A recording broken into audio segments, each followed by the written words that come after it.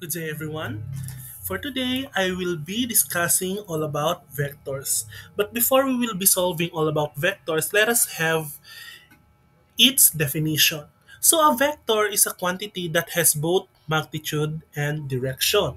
So when we say direction, self-explanatory na yan. So direction, and pag sinabi nating magnitude, it is the length or haba ng isang vector. For example, ayan. Now, ang vector daw, it composed of initial point and terminal point natin. When we say initial point, it is the first point. Okay? And of course, the terminal point, ito of course yung last point ng ating vector. Now, when we say magnitude, ito yung tinatawag nating length o yung haba ng line segment natin. Okay, so ulitin ko, pag sinabi nating magnitude, it is the length of the line segment. We use the notation para siyang double na absolute value of V, but we will notate it as the magnitude of V. Okay, so ganyan yung itsura niya. Okay, so the magnitude of V, ganito yung notation niya pag hinahanap natin ang isang magnitude ng isang vector. Of course, tatawagin nating zero vector ang isang vector kapag parehas yung initial and terminal point niya. Okay? So, it is denoted, of course, by 0. So, parang V is equal to 0. So, that is the zero vector. Okay? So, other term, we have equivalent vectors. When we say equivalent vectors, magkaparehas yung haba, yung magnitude, and of course, parehas dapat yung direction ng ating vector. So kung papunta siya sa north, dapat yung isang vector papunta rin sa north para masabi nating equivalent vectors. For example, we have yan. Sketch a vector in the plane, specifically the Cartesian coordinate plane, from initial point P11 to terminal point Q85. So, if we will be plotting this point sa Cartesian plane, we will have this graph. Okay? So, as you can see, nandito yung 0.11 niya and nandito naman yung point Q natin. Okay?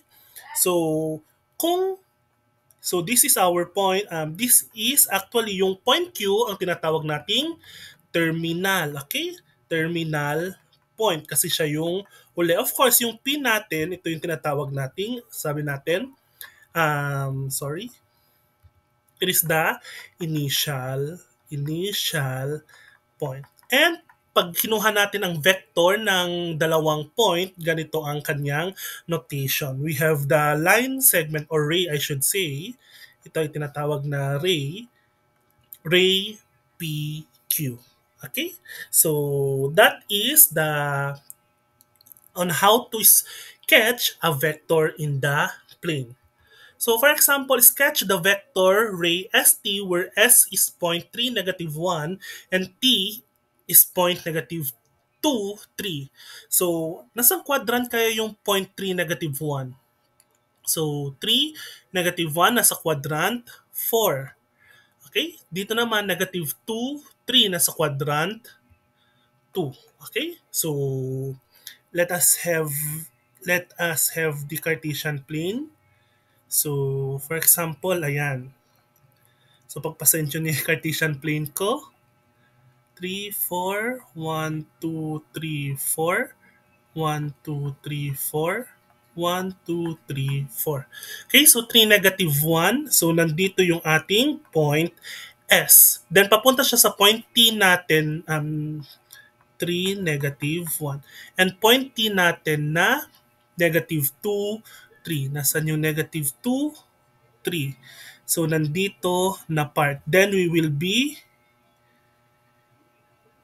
combining or combine yung or connect the dots, I should say, yung points natin. And of course, yung direction natin ay papunta siya sa, it is inclined to the left. Okay, so this is our T negative 2, 3. So, ganyan lang mag-sketch ng vector sa Cartesian plane. No? Madali lang yan.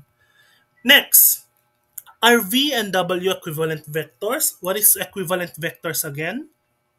When we say equivalent vectors, they should have the same magnitude and of course, dapat parehas yung direction niya. Of course, hindi natin pwedeng malaman yung kung equivalent vectors bang dalawang vector without plotting them. So, may 7. Okay, medyo mataas yung y-axis natin, positive y-axis. And so, 1, 2, 3, 4, 5, 6, 7. 1, 2, 3, 4. 1, 2, 3. 1, 2, 3, 4, 5. Okay? So, vector V muna tayo. So, we have 3, 2. I-read na lang natin yan. We have 3, 2. So, nandito siya. And this is 3, 2. And we have 7, 2. So, it should be 7, 4, 5, 4, 5, 6, 7. So, tama ba? 1, 2, 3, 4, 5, 6, 7. Okay? So, 7, 2. Okay? So, nandito siya. I-erase ko lang sa yung ating notation. Coordinates. So, we have this as 3, 2. And ito naman ay 7, 2. So, ano yung direction natin? So, papunta siya sa kanan. Okay? So, yan yung vector V natin. How about the vector W? So, W, we have 1, negative 4. Nasaan yung 1, negative 4? Dagdagan lang natin ng isa. We have 1, negative 4 nandito. And 1, 0. So, 1, 0. So, this is 1, negative 4. And this is 1, 0. So, as you can see, so, papuntang pataas naman yung direction natin for vector W. So, as you can see, direction pa lang, hindi na sila magkatugma. And so, we can conclude, therefore, vector V and W are not equivalent vectors. Okay? Kasi dapat same yung direction natin. Next, V has an initial point 0, 0 and terminal point niya ay 1, 1. So mag-draw ulit tayo ng Cartesian plane. So 1, 2, 3, 1, 2, 3, 1, 2, 3, 1, 2, 3. So 0, 0 yung nasa origin natin. Palitan lang natin ng kulay. So, this is 0, 0. So, 1, 1 nandito. So, papunta siya sa, it is inclined to the right. Okay, so this is our 0, 0. Labelan lang natin and this is 1, 1. Next, negative 2, 2. So, nandito siya sa quadrant 2 and negative 1, 3. Okay? So, papunta sa inclined to the right din siya. So you can see parehas silang inclined to the right. So tama na yung same direction natin. Next, parehas ba sila ng length o haba? Do they have the same magnitude? Mamaya magsasolve na tayo ng magnitude, but visually, kung titignan lang natin yung haba nila sa isang Cartesian plane, magkaparehas naman sila ng haba. So, we can conclude that therefore, V and W are equivalent vectors. Okay? So, basta pag sinabi natin equivalent vectors, we have they should have the same direction and magnitude. Doon naman sa vectors natin, there are two sides, yung initial point and yung terminal point natin. Next, ayan, what if binigyan naman kayo ng graph? Okay, saan sa kanilang vectors, we have vector A, B, C, D, E, and F. So, which of the following vectors are equivalent? Okay. Sa tingin nyo, ano kaya mga vectors ang equivalent vectors? Okay. Punta muna tayo sa A. So, vector A, ano pa? Meron pa bang magkaparehas dyan? Vector B, correct. Meron pa bang magkaparehas equivalent ang vector A and B? And meron pang isa. And vector E. So we have and vector E are equivalent vectors. Okay? So, I think yun lang naman ang equivalent. Hindi natin pwedeng sabihin yung C and D. Okay, sir, parehas naman silang direction. It is inclined to the right. So, papunta sila sa right. Pero, as if tingnan nyo yung kanilang distance. So, itong part na ito, tatlong parang square lang yung nakuha niya. Dito naman sa D, meron tayong apat. So, C and D are not equivalent vectors. Ganun din sa F. So, as you can see, yung slope ng F natin medyo mataas kumpara sa D and of course sa C. Okay? Now, sir, pwede ba nating sabihin na equivalent vectors ang E at saka F? Okay? Since parehas yung parang slope nila.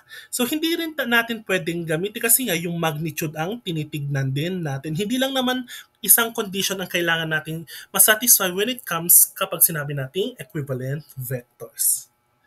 Next, okay, another definition. The vector with initial point 0, 0 and terminal point xy can be written in component form as v is equal to component x, y. So, hindi na tayo gumagamit ng kanina parenthesis sa pagkuha ng initial and um, terminal point. So, kapag parang nakakita kayo ng patulis na parenthesis, so, ganyan yan, parang less than, greater than, so, tawag dyan is component form ng vector V natin. Okay? So, the scalars x, y are called the components of V. Okay? So, tawag natin sa x and y ay components. Okay? So, dun sa Cartesian plane, ang tawag natin sa x and y, pag sinabi nating x, it is the abscissa, and pag sinabi nating y, it is the ordinate. Tapos pag pinagsama nating dalawa, it is the ordered pair. Okay? So, rule component form of a vector. Let V be a vector with initial point x sub I, y sub I, and terminal point x sub t, y sub t. Then we can express V in component form as V is equal to the component form of x sub t minus x sub I and y sub t minus y sub I. So unahin natin palagi yung initial natin. Then of course, punta na tayo sa terminal. For example, we have this. Parehas lang yan. Ay, okay. So, wala naman tayong space. So, we have express vector V with initial point negative 3, 4, and terminal point 1, 2 in component form. Ayan, maliwanag na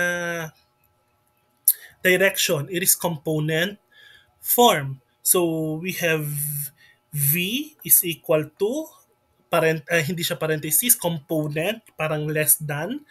So, unahin natin ang x. So, we have 1 minus negative 3, comma, 2 minus 4.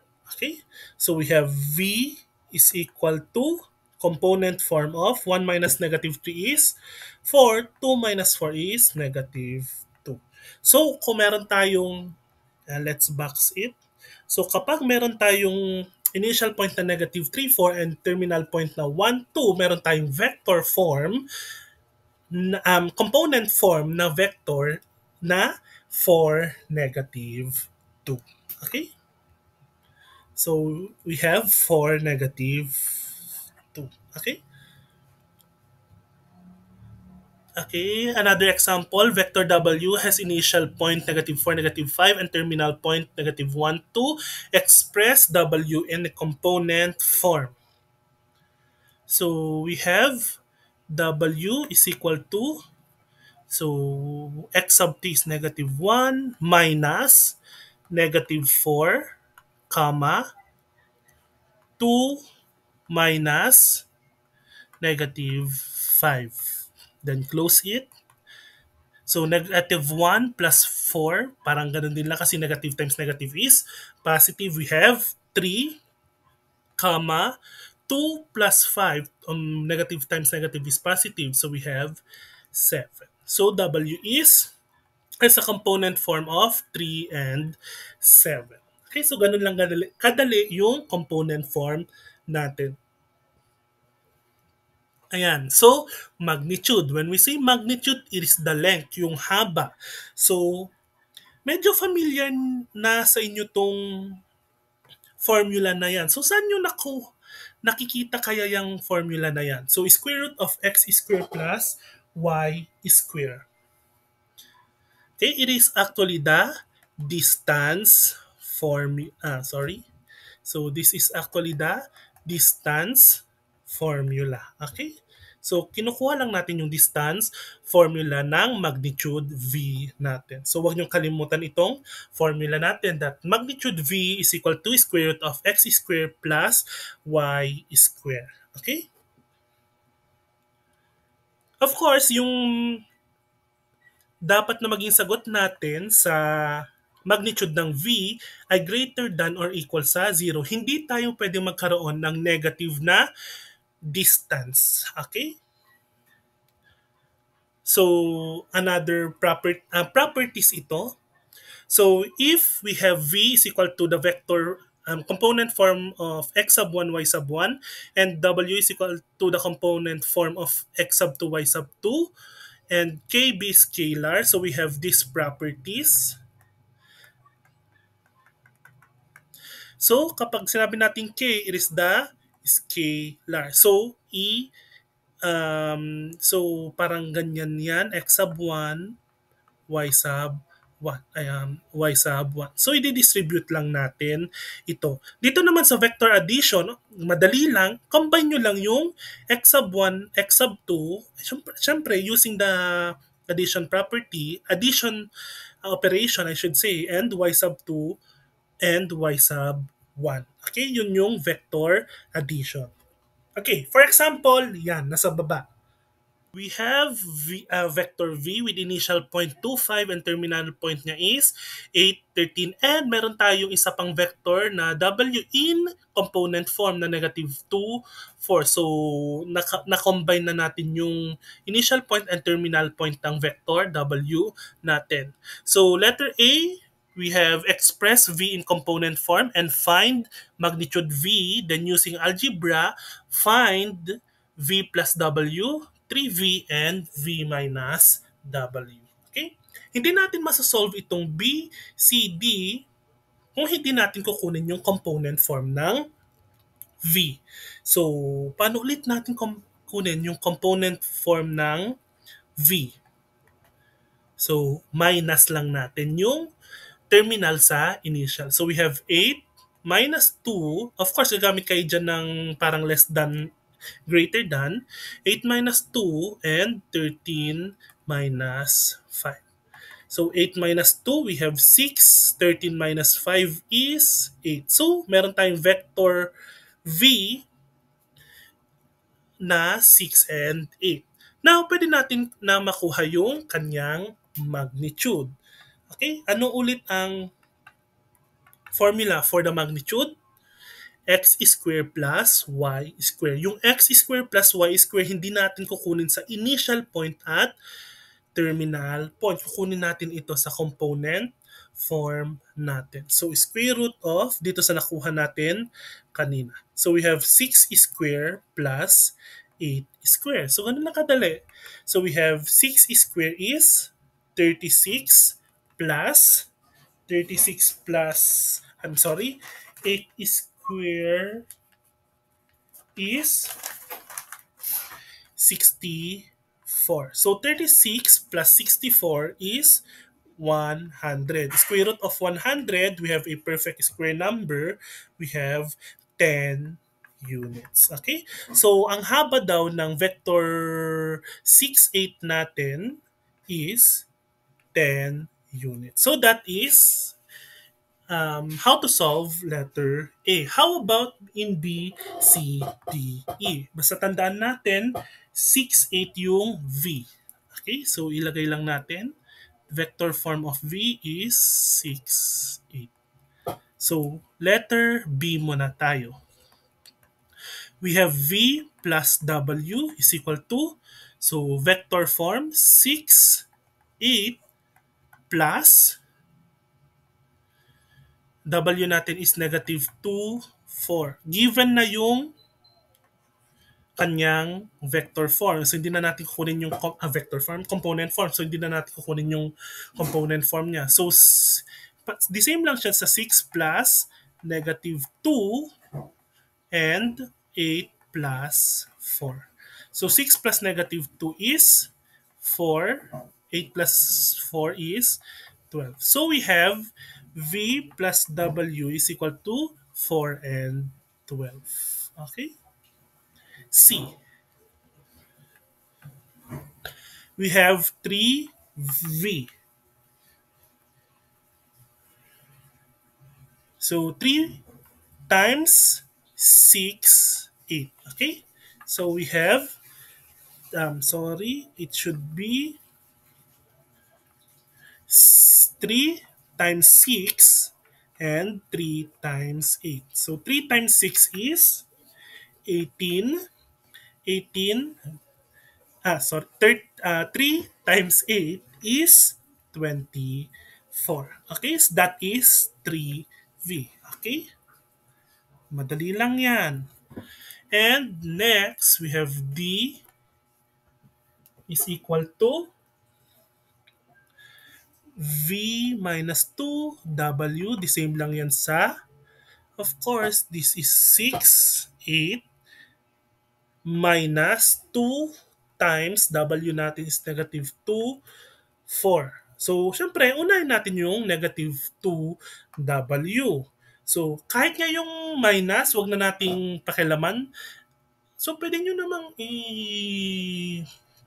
distribute na kagad yung negative 2, pero yung magiging operation na natin ay plus since na-distribute nyo na yung negative.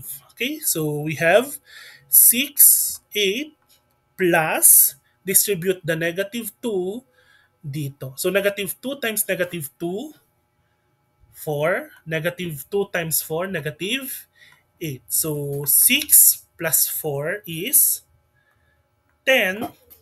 8 plus negative 8 is 0. So, that is V minus 2W. Okay? So, ganyan lang kadali yung vector operation natin. Okay. Let A is equal to 7, 1 and let B the vector with initial point 3, 2 and terminal point negative 1, negative 1. Find magnitude A, express B in component form, and find 3A minus 4B. Okay? So, A muna tayo. We have magnitude A. Since naka-component form na siya, hindi na natin i-component form. So, square root of 7 square plus 1 square. So, 7 square is 49 plus 1, we have square root of 50. So, now, since you are a BS Math students, hindi ko kailangan yung decimal value ng square root of 50 sa calculator ninyo. I want yung may square root na sagot and ilalabas nyo yung kanyang, what do you call this? The perfect square number. So, yung square root of 50 is the same as 25 times 2. So, yung 25 pwede nating ilabas. So, square root of 25 is 5 square root of 2. So, that is the magnitude of A.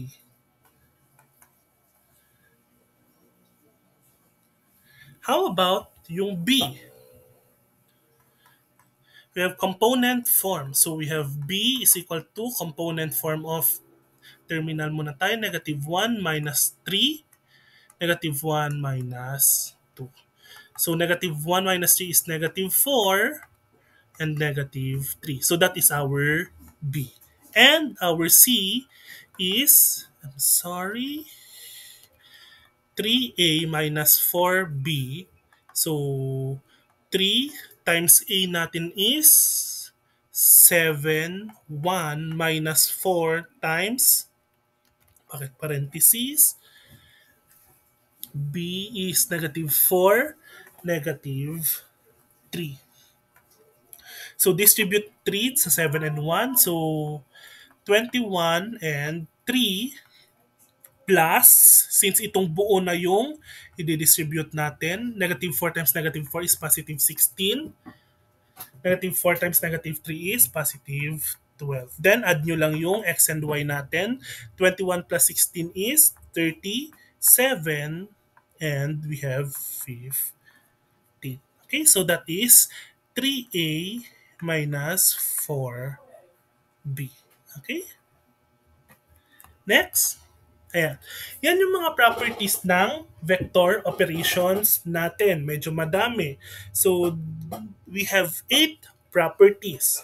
We have commutative property. When we say commutative property, ibahin man yung position ng dalawang vector natin, parehas din lang siya. When we say associative property, iba lang yung pagkagagrupo, pero the same pa rin sila ng answer. Additive identity property, so we have nag-plus ka ng 0, of course, kung ano yung pinag-plus mo, yun yung result niya. Additive inverse, so kapag nilagyan mo ng negative yung isang vector at pinag-plus mo siya, magiging 0 vector yung magiging sagot natin. Associative of scalar property, so napapansin nyo naman, para lang siyang associative property pero scalar. Distributive property, ang distribute natin dito ay yung vector. Distributive property dito, distributive property for vector. Dito naman for scalar. Okay, scalar. Okay? And of course, identity and zero property. Okay, so ito yung identity, ito yung zero property. Let us have the proof of commutative property. So, ang commutative property, we have U plus V is equal to V plus U. Make sure na alam nyo um, mag-provide ng proof ng isang property. So, we have let U is equal to be general, wag kayong gumamit ng specific. Example, y sub 1 and V is equal to x sub 2, y sub 2. Since gagamit tayo ng mga operation, dapat naka-component form na yung ating mga vectors. So we have u plus v is equal to, u natin is x sub 1, y sub 1, plus x sub 2, x sub 2, y sub 2. So, sa loob natin siya ng component form, x sub 1 plus x sub 2, comma, y sub 1 plus y sub 2. Ngayon, pwede natin pagbaliktarin yung x sub 1 and x sub 2. So we have x sub 2 plus x sub 1, y sub 2 plus y sub 1. Okay? Then, napapansin ninyo dito sa una, parehas na ang pangalawang vector na natin. And of course, yung pangalawa naman is yung unang vector natin. So, pwede nating paghiwalin yan. So, we have x sub 2, y sub 2, plus x sub 1, y sub 1. So, ano ulit yung x sub 2 natin and y sub 2? Ito yung v natin. Plus, we have x sub 1, y sub 1 ay ito yung u natin. So as you can see, u plus v is the same as v plus u. So na-prove na natin. Okay, so that is the proof of commutative property. Next, proof of distributive property. When we say distributive property, sabihin na natin for vector. So, distributive property for vector. So, sa vector, scalar. So, we have vector. So, meron tayong R plus S times V. Okay? So, we have let R and S be scalars, and V, of course, we have x sub 1, y sub 1. Proof, we have R plus S, V is equal to, the same pala ito sa RV plus SV. So, we have um,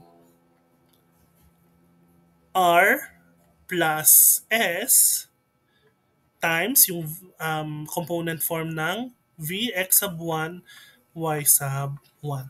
Ngayon, pwede natin ipasok itong scalar sa loob ng component form natin. So we have r plus s, hindi pa natin na-distribute sa each component natin. X sub 1, then r plus s, y sub 1. Ngayon, pwede nating i-distribute na. Okay? So,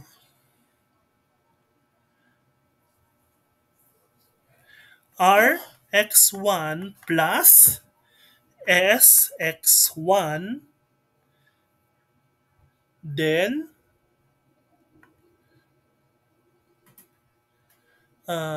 r y sub 1 plus s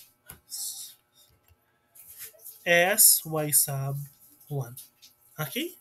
So, nakikita na natin yung r v plus s v natin. Okay? So, as you can see, yan, pwede na nating masabing RV plus SV. Ngayon, bago natin yun gawin, so pwede natin actually ipaghiwalay. Since meron tayong addition dito, pwede natin paghiwalayin yung dalawang vectors natin. So, sir, nasa yung dalawang vectors? Eh, isa lang naman yung pinag-add natin. Ito yung unang vector and ito yung pangalawang vector natin. So, as you can see, nakapag-create tayo ng dalawang vectors. So, meron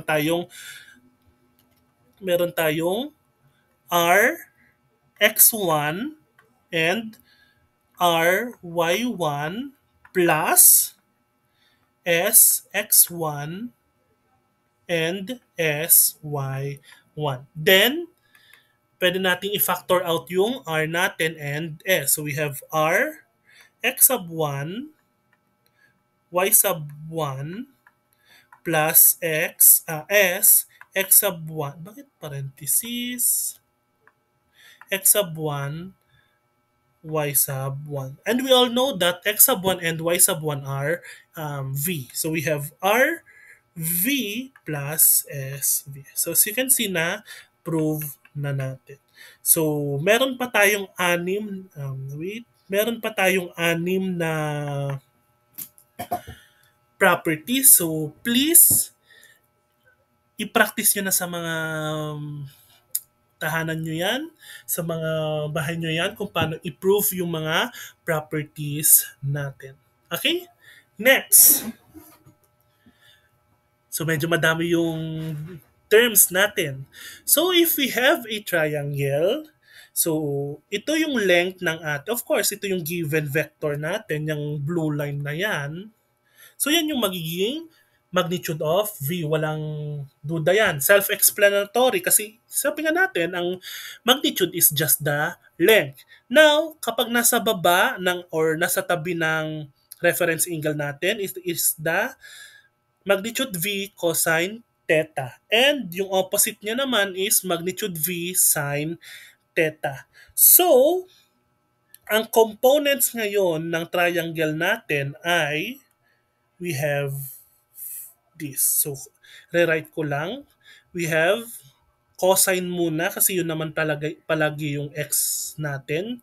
So we have magnitude of v cosine theta and magnitude of v sine theta. Or, para mas madali, parehas lang ito sa magnitude of v times cosine theta sine theta. Okay? So, i-distribute nyo na lang yung magnitude v natin. Either of the two, parehas din lang yung magiging sagot. Find the component form of a vector with magnitude 4 that forms an angle of negative 45 degrees.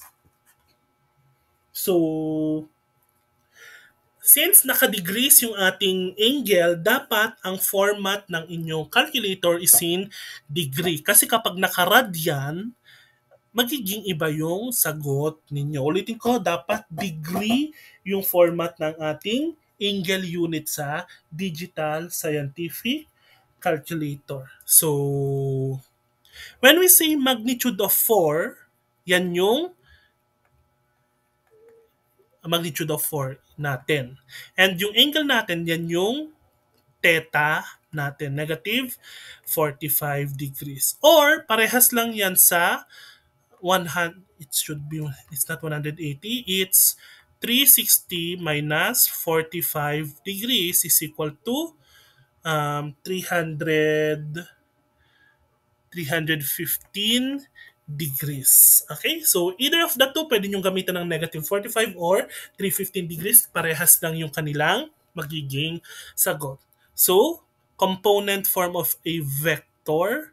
So, meron tayo ngayong V is equal to, so, sabi ko kanina, magnitude times cosine theta sine theta. Okay? Then distribute nyo na lang um, uh, yung magnitude natin. So we have 4 times cosine negative 45 degrees sine negative 45 degrees.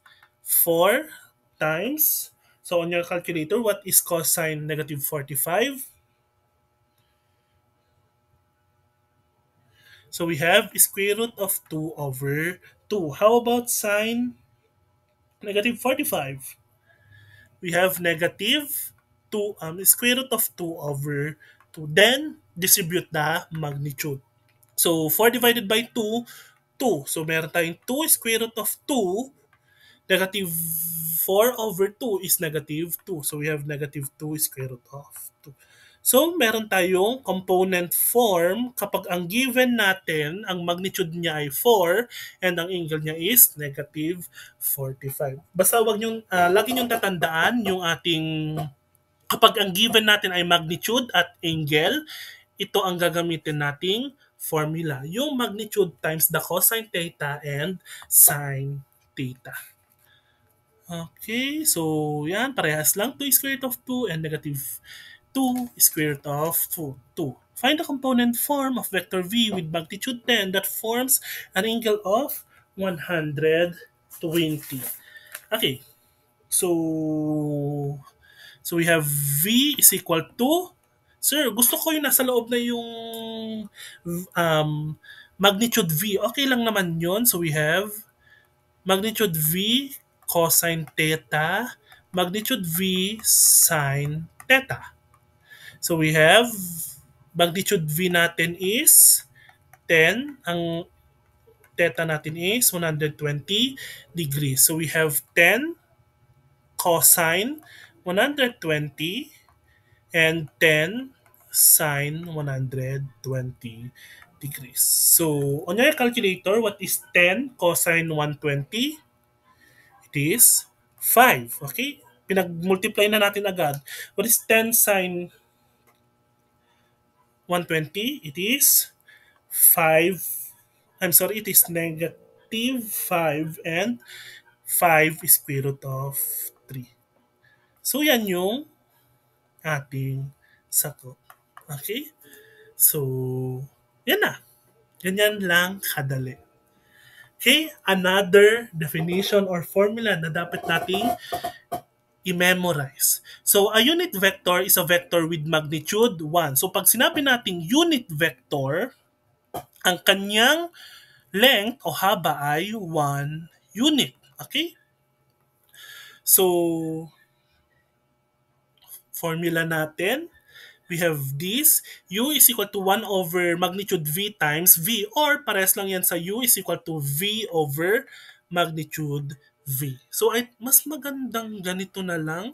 Ito, ilagay na lang natin siya sa um, numerator kasi 1 times v is just v. Para hindi lang masyadong mahaba yung solution natin. So, yan yung gagamitin natin ngayon. So, find the unit, if we have v is equal to 1, 2, find the unit vector with the same direction as v. Okay. Ngayon, unit vector ang hinahanap. So, we have, so A muna tayo.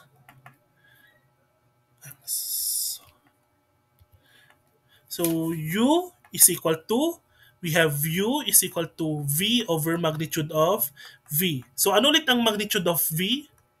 Distance formula, square root of x squared plus y squared. So, v natin ay 1 and 2. Given na yan. Ayan o.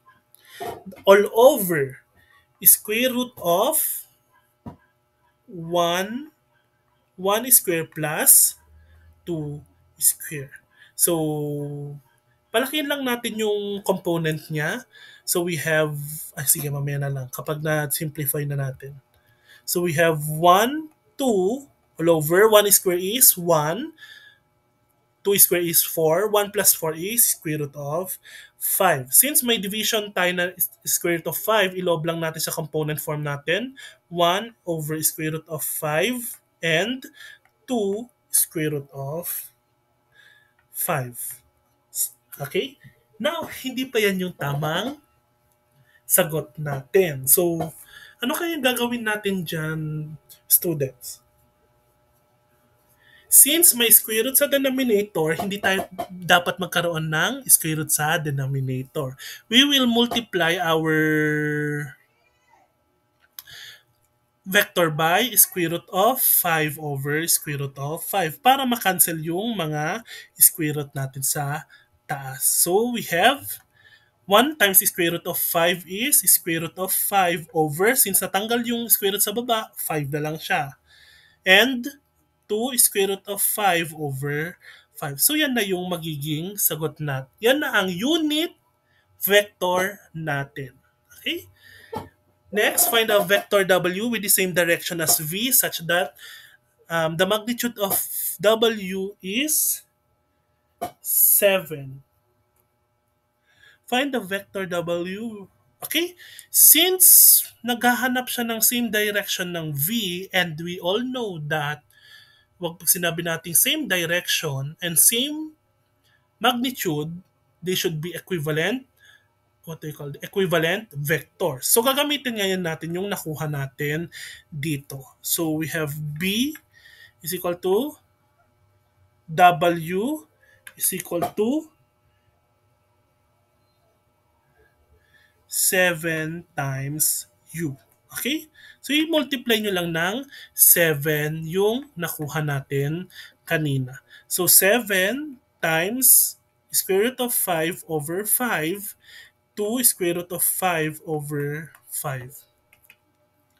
So we have 7 square root of 5 over 5 and 2 square root of 5 over 5. So yan ang magiging W na. I'm sorry, mali pala yung explanation ko. Same direction lang pala yung hinahanap. Hindi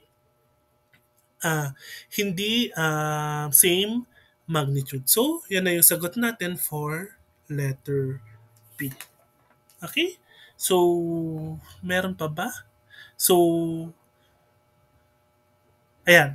So, let V, last example na to, I think.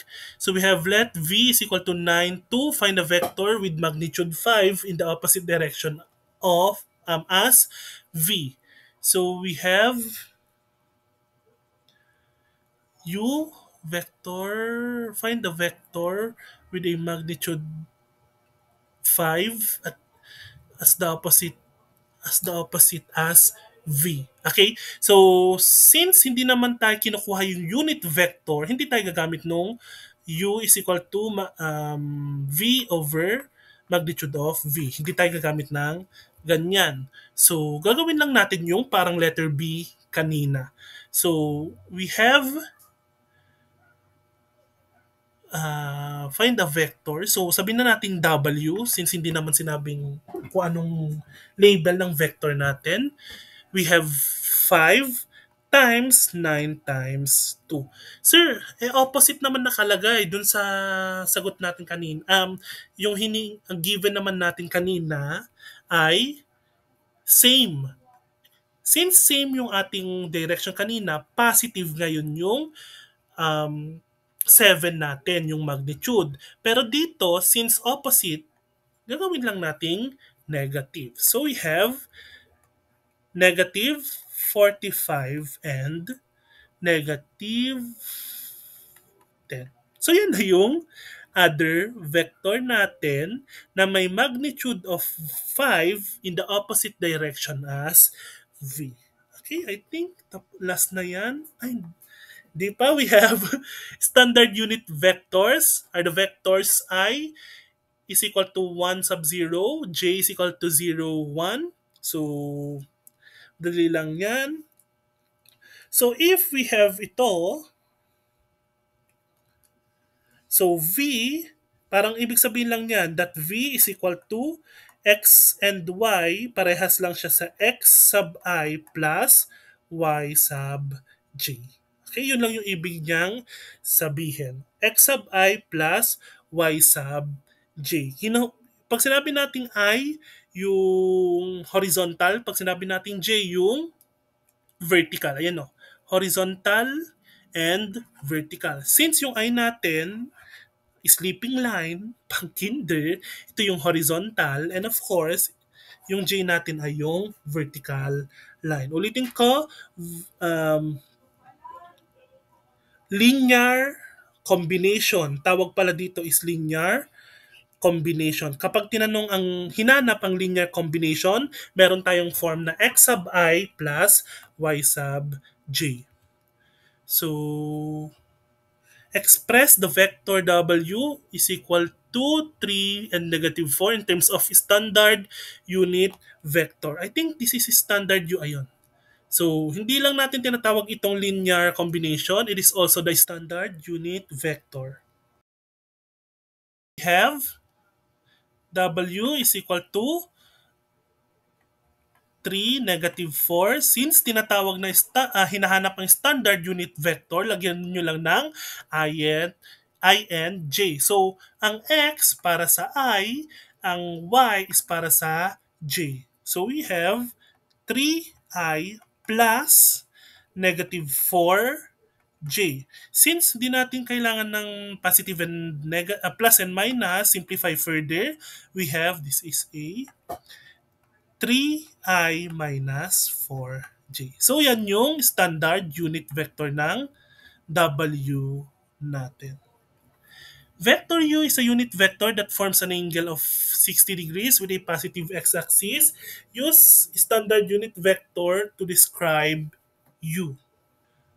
Okay, since wala tayong nakitang magnitude, meron pala tayong nakitang magnitude since meron tayong unit vector, ang magnitude ng U natin is 1. So, we have B. Hindi na natin isusulat yung over magnitude of U kasi over 1 is the same as yung numerator natin. So, meron tayong U now is equal to, sige, para hindi lang, sige, tama lang. So, we have, diba meron tayo kaninang U is equal to yung magnitude of U cosine theta sine theta. So, yun lang yung gagawin natin. Since ang magnitude of U natin is 1, sir, bakit 1? Kasi, meron na tayong unit vector. So, we have 1 times cosine 60 degrees and 1 sine 60 degrees. So, kahit wag na nating pakalaman yung 1. So, what is cosine 60? We have 1 half. Tapos, sine 60 is square root of 3 over 2. Ngayon, hindi pa natin tapos dyan. Ang sinasabi niya, use standard unit vector. Since meron tayong component form na 1 half and negative, square root of 3 over 2. So, meron tayong 1 half I plus square root of 3 over 2j. Or pwede nyo ring itaas. Parehas lang yan sa I over 2 plus j square root of 3 over 2. Pero okay na ako dito sa format or notation na ito. Okay, so medyo madami yung napag-aralan for this video. Sana kahit papaano merong kayong natutunan. And that's all. Thank you for listening.